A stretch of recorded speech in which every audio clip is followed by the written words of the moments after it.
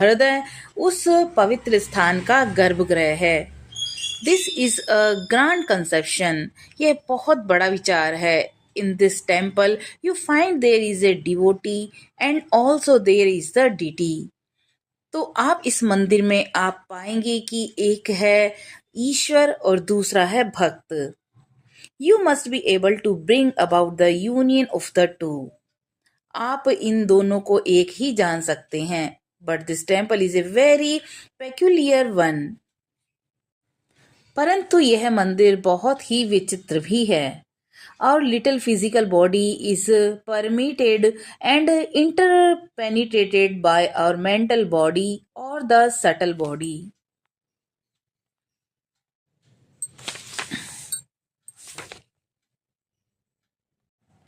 हमारा भौतिक शरीर और हमारा मेंटल बॉडी अर्थात हमारा जो मन है, हमारा जो सूक्ष्म शरीर है, वह एक दूसरे में समाया हुआ है।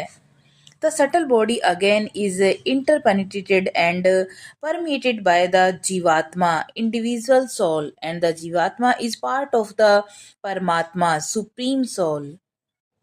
इसी प्रकार जो हमारा सूक्ष्म शरीर है वह भी जीवात्मा में समाया हुआ है और जीवात्मा परमात्मा का ही अंश है।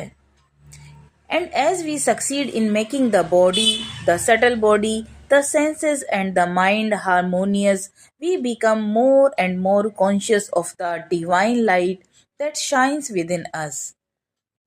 जब हम ये भली भांति जान लेते हैं कि हमारा भौतिक शरीर क्या है, सूक्ष्म शरीर क्या है, हमारी इंद्रियां क्या है और हमारा मन क्या है, ये सब आपस में सामंजस्य स्थापित करता है, तो हम ज़्यादा से ज़्यादा चेतनता की ओर बढ़ते हैं और हम दिव्य प्रकाश की ओर हमारे अंदर शाइन करने लगती है।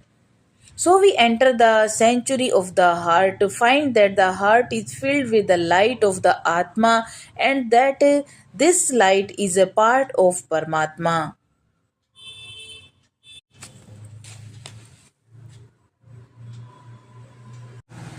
जब हम इस पवित्र स्थान अर्थात गर्भगृह हृदय जो कहलाता है इसके अंदर प्रवेश करते हैं तो हम पाते हैं कि हमारा हृदय आत्मा एक लाइट से भरा है, एक प्रकाश से भरा हुआ है और ये जो प्रकाश है यह परमात्मा का ही अंश है।